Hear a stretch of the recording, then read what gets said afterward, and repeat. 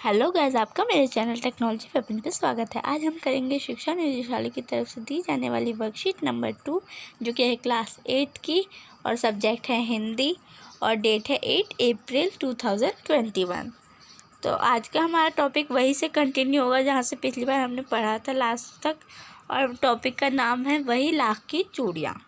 मतलब वही नहीं ऐड होगा, मतलब कि हम दोबारा वही पढ़ रहे, तो वही मैंने ऐसे ही बोला।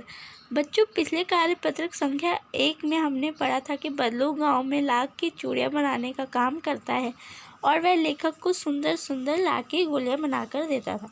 बदलू नीम के पेड़ के नीचे बैठकर अपना काम करता था। वह भट्टी में लाख पिघलाया करता और लकड़ी की चौखट पर लाख के मुलायम होने पर उसे सलाख के सामने पतला करके चूड़ी का आकार देता। बाद में वह उन पर रंग करता। अब आगे बदलू यह कार्य सदा ही एक मचिए पर बैठकर किया करता था, जो बहुत पुरानी थी। बगल में उसका हुक्का रखा रहता, जिससे वह बीच बीच में पीता रहता।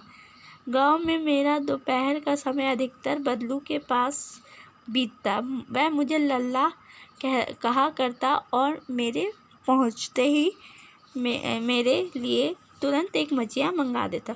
जैसे कि होता नहीं है कि कोई भी आपको बेटा, लल्ला, ऐसे बाबू कुछ ऐसे करके बुलाता है, जो छोटे बच्चे होते हैं, वही बदलू भी बुलाता था।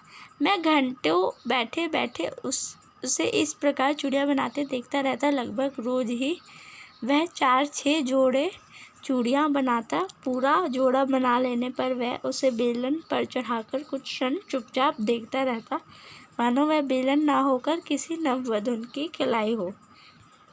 बदलू मनिहार था। चूड़ियाँ बनाना उसका पैतृक पेशा था। मतलब वो हमेशा वही करता था, तो वो उसका पेशा हो गया, पैतृक पेशा था। और वास्तव में वह बहुत ही सुंदर चूड़ियाँ बनाता था। उसकी बनाई हुई चूड़ियों की खपत भी बहुत थी। उस गांव में तो सभी स्त्रियां उसकी बनाई चूड़ियाँ पहनती ही थी। आसपास के गांव के लोग भी उससे चूड़ियाँ ले जाते थे, परंतु वह कभी भी चूड़ियाँ को पैसे से नहीं बेचता था। उसका अभी तक वस्तु विनिमय का तरीका था। वस्तु विनिमय उसे कहते हैं, जैसे कि एक चीज़ के बदले दूसरी चीज़ लेना। जैसे कि बहुत से गाँव में अभी भी होता है कि धान के बदले कोई चीज़ लेना, और लोग अनाज के बदले, देखा मैंने बोलता अनाज, धान, ये सब के बदले कोई भी चीज़ ले तो उसे वस्तु विनिमय कहते हैं। उससे चूड़ियाँ ले जाते थे। बदलू स्वभाव से बहुत सीधा था। मैंने कभी भी उससे किसी से झगड़ा करते नहीं देखा। हाँ, शादी विवाह के अवसरों पर वह अवश्य जिद पकड़ जाता था, जीवन भर चाहे कोई उससे मुफ्त चूड़ियाँ ले जाए, परंतु विवाह के अवसर पर वह सारी कसर निकाल लेता था। आखिर सुहाग के जोड़े का महत्व ही और होता है। मुझे याद है, मेरे मामा के यहाँ किसी लड़की के विवाह पर ज़रा सी किसी बात पर बिगड़ गया था और फिर मानो मनाने में लोहे लग गए थे। मतलब बहुत मेहनत करनी पड़ी मनाने में उसे। विवाह में इसी जोड़े का मूल्य इतना बढ़ जाता है कि उसके लिए उसकी घरवाली को सारे वस्त्र मिलते, ढेरों अनाज मिलता, उसको अपने लिए पगड़ी मिलती और रुपए जो मिलते सो अलग। यदि संसार में बदलू को किसी बात से चिढ़ थी तो वह थी कांच की चूड़ियों से। यदि किसी भी स्त्री के हाथों में उसे कांच की चूड़ियाँ दिख जाती तो वह अंदर ही अंदर कूड़ उठता और कभी कभी तो 2-4 बातें भी सुना देता। तो आइए करते हैं हम शब्दार्थ।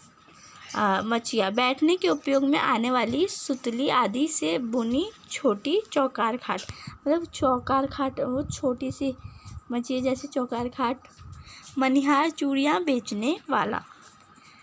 पैतृक, पूर्वजों का पिता से प्राप्त या पुश्तैनी वस्तु विनिमय, रुपए पैसों से न खरीदकर एक वस्तु के बदले दूसरी